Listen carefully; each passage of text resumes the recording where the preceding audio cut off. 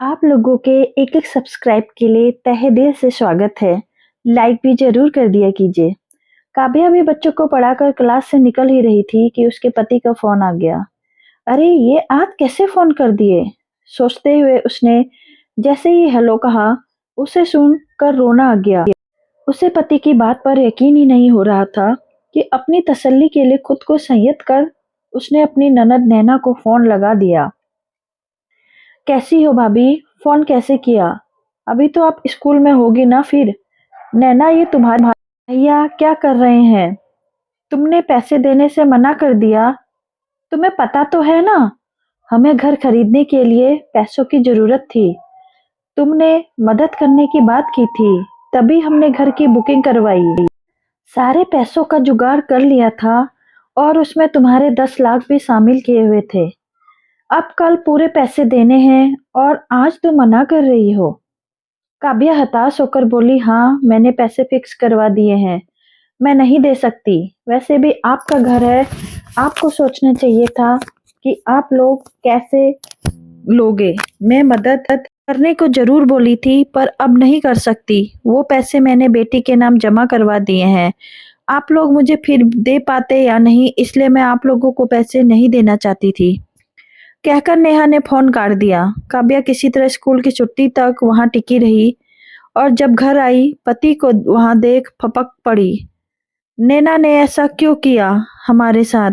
हमने तो कभी किसी चीज की कमी नहीं की उसको देने में। फिर काव्या का ऐसा कहते ही पति मयंक को उसे सीने से लगाते हुए बोला, ज्यादा प्यार भी कभी कभी जहर बन जाता है।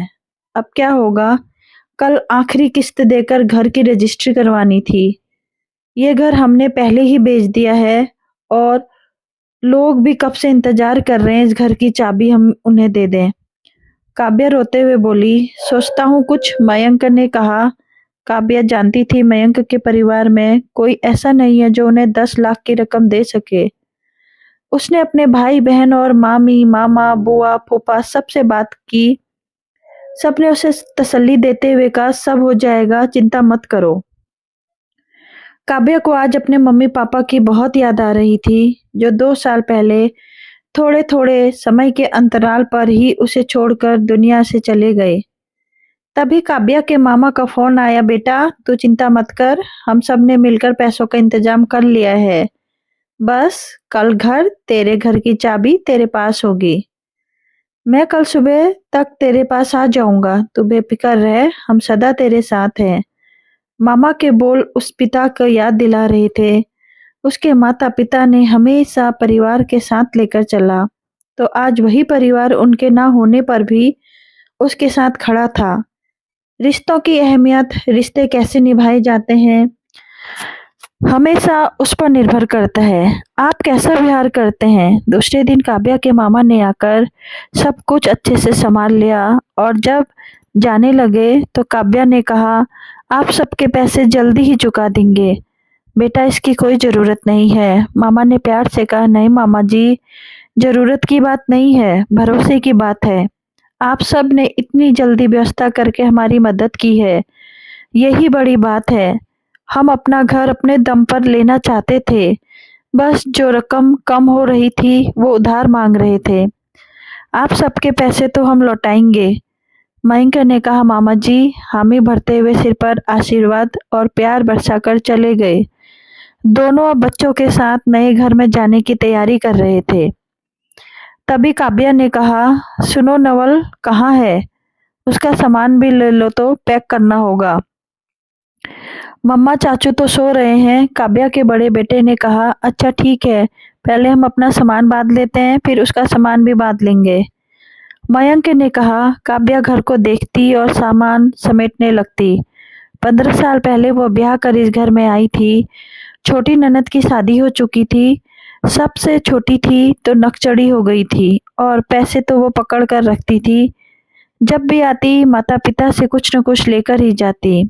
उससे बड़ा एक देवर था नवल, पर उसका दिमाग सही नहीं था, समझदारी जरा भी नहीं, बचपना ज्यादा करता था। जब इंसान बड़ा हो जाता है पर दिमाग बच्चा ही रह जाए तो उसे भी बच्चा ही माना जाता है, जिसका रख रखाव भी बच्चों की तरह करना पड़ता है। एक बार माता-पिता बेटी के घर किसी फंक्शन में गए थे। आते वक्त कार चालक का नियंत्रण खो गया और तीनों लोग वहीं खत्म हो गए। बड़ा बेटा होने के कारण मयंक और काव्या पर सारी जिम्मेदारी आ गई। दोनों स्कूलों में बतौर शिक्षक नियुक्त थे, इसलिए स्कूल के साथ-साथ घर, बच्चों, देवर सबकी जिम्मेदारी उन्हें ही देखनी पड़ती। ननद उसी शहर में रहती थी, इसलिए उसका आना-जाना लगा रहता था। वो जब भी आती, नवल के कमरे में उसे कुछ न कुछ सिखाने की कोशिश करती रहती। काव्या भी ननद को कभी एहसास नहीं होने देती कि उसकी माँ अब नहीं है, पर न जाने क्यों उसे महसूस होने लगा था कि उसकी ननद उसे, उसके बच्चों और तो और अपने भाई को भी अब पसंद नहीं करती है। उसे उसके बच्चे और तो और अपने भाई को भी अब पसंद नहीं करती है। बात-बात पर रहती है, आप लोग तो अब घर के मालिक मालकिन हो गए हैं कि हो पता नहीं कब नवल को घर से निकाल दो। अब तो आप लोगों को ये घर भी बेचने की जल्दी पड़ी है। नैना, तुम्हें भी पता है पिताजी भी कहते थे ये घर पुराना हो गया है, कई नया घर ले लेते हैं। बात तो तभी से चल रही थी, संकरी गलियों के बीच घर पुराना जमाने का था और बहुत छोटा था।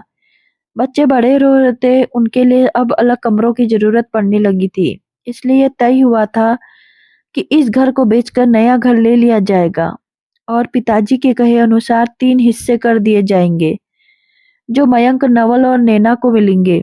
चूंकि नवल इनके साथ ही रहता था, तो उसके पैसे भी नए घर में लगाए जाएंगे और नैना से कहा गया था कि तुम अभी अपने हिस्से में से जरूरत के मुताबिक पैसे की मदद कर देना। हम दोनों तुम्हारे पूरे पैसे लौटा देंगे। उस समय तो नैना ने हामी कर दी, पर पता नहीं बाद में उसने मना क्यों करा। इस बात का भी दुख मयंक और काव्या को खाए जा रहा था। सुनो, नए घर में जाने से पहले पूजा हवन करवाना होगा।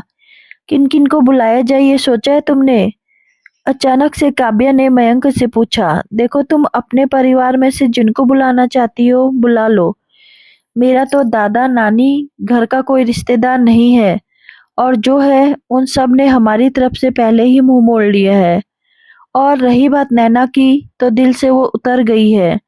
अपनी बहन का ये रूप मुझे बहुत तकलीफ दे रहा है, तो मेरी समझ में उसको बुलाना जरूरी नहीं है। मयंक की आवाज में पीड़ा और आंखों में नमी काव्या ने भी महसूस की। फिर भी काव्या ने नैना को न्योता दे दिया।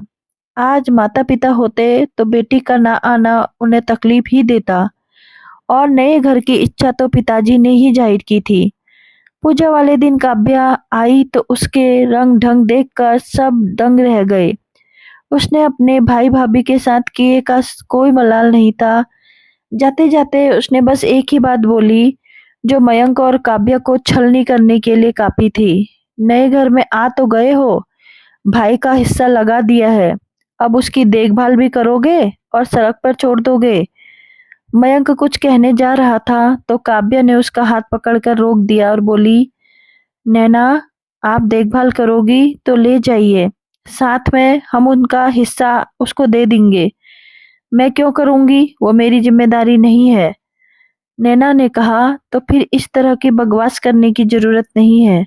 आप घर की बेटी हैं, इसलिए कुछ नहीं बोल रहे हैं, पर आपने जो किया है ना, पैसों को लेकर, उससे हमारा दिल बहुत दुखा है। भगवान ना करे आपकी कभी कोई ऐसी जरूरत पड़े। वैसे ही आप तो पैसे वाली हैं, तभी तो इतना अहंकार आ गया है कि आप रिश्तों के महत्व को भूल गई हैं। घर की बहू हूँ और मैं हमेशा आपको सम्मान देना चाहती थी, पर अब आप खुद बताइए कि किस हक से आपका सम्मान करूं, जो अपने अपने ही भाइयों के बीच झगड़ा करवाने का काम करती है। नैना पैर पटकते हुए वहां से चली गई। कहते हैं ना, कभी कभी इंसान का अहंकार उसे अकेला कर देता है। वैसा ही कुछ नैना के साथ हुआ। बेटी की जेई का एग्जाम था और नैना के पति उसे बाइक से लेकर एग्जाम के बाद घर आ रहे थे। रास्ते में उनका नैना पैर पटकते हुए वहां से चली गई। कहते हैं ना, कभी कभी इंसान का अहंकार उसे अकेला कर देता है। वैसा ही कुछ नैना के साथ भी हुआ था। बेटी का जेई का एग्जाम था और नैना के पति उसकी बाइक से लेकर एग्जाम के बाद घर आ रहे थे तो रास्ते में उनका एक कार से टक्कर हुआ और गंभीर चोटें आई। तुरंत अस्पताल ले जाया गया। सास ससुर खुद बीमार रहते थे, उन्हें खबर नहीं दिया गया। पति की कमर की हड्डी बहुत जगह से टूट गई थी, उनका ऑपरेशन जल्द करना जरूरी था। नैना का ना अपना कोई देवर था ना ननद, चचेरे रिश्तेदार दूर रहते थे। ऑपरेशन चल रहा था, बेटी के सिर पर चोट लगी थी और हाथ की हड्डी टूट गई थी, जिस पर प्लास्टर कर दिया गया था। तो अस्पताल में सबसे महंगे कमरे में थी नैना, कभी यहाँ कभी वहाँ कर रही थी। नैना अकेले कैसे करे ये सोचकर वो परेशान हो रही थी। पैसे की कमी नहीं थी, पर एक कोई अपना ढांढस बंधाने वाला उसे सख्त जरूरत महसूस हो रही थी। तभी किसी ने उसके कंधे पर हाथ रखा। वो पीछे मुड़कर देखा तो उसने सीने से लगकर रो पड़ी। मयंक और काव्या खड़े थे। तुमने हमें बताना भी जरूरी नहीं समझा? वो तो हमारे पुराने पड़ोसी हैं जो तुम्हारे मोहल्ले में रहने चले गए हैं। आज बाजार में मिल गए, उनसे ही सब पता चला जब हम यहाँ आए हैं। मयंक ने कहा, जो बहन की पीड़ा समझ तो रहा था, पर उसके किए व्यवहार से आहत जरूर था। भैया भाभी किस मुंह से आपको फोन करती? अमीर घर में ब्याह हो गया तो मुझे आप सब गरीब नजर आते रहे। मुझे लगा मैं पैसे दे दूंगी तो आप लोग कभी दे भी नहीं पाओगे, इसलिए मैं अपने अहंकार में रिश्तों के महत्व को भूल गई थी। मुझे पता तो था कि आप लोगों के सिवा यहाँ मेरा कोई नहीं है, पर पैसे की ताकत का अंदाजा जब हुआ तो मैं रिश्तों को भूलने लगी। आप दोनों मेहनत कर पाई पाई जोड़कर घर चला रहे थे और मैं अपनी अमीरी में चूर हो रही थी। आज आप दोनों ने आकर मुझे एहसास करवा दिया कि रिश्तों को महत्व देना कितना जरूरी है। वही तो दुख में साथ रहते हैं। और तो और ना कभी आपका दुख देखी और ना जो नए घर में सुख मिलने वाला था उस पर भी ग्रहण लगाने चली थी। मुझे माफ कर दो। भैया भाभी, नैना के आंखों में आंसू आ गए। उसे रिश्तों का महत्व समझ आ गया और उसने रिश्ते जब सही हो तो दुख भी अपने सुख भी अपने लगते हैं। अब तुम चिंता मत करो, अब तुम कहो कि पास जाओ, ऑपरेशन खत्म होने तक मैं इधर हूँ। मयंक ने कहा। नैना अब बेफिक्र हो गई थी, क्योंकि अब उसके अपने रिश्ते उसके साथ खड़े थे। आखिर नैना को यह महसूस हुआ कि अपने अहंकारों में रिश्तों के महत्व को भूल गई है। दोस्तों, कहानी पसंद आए तो लाइक जरूर कीजिएगा।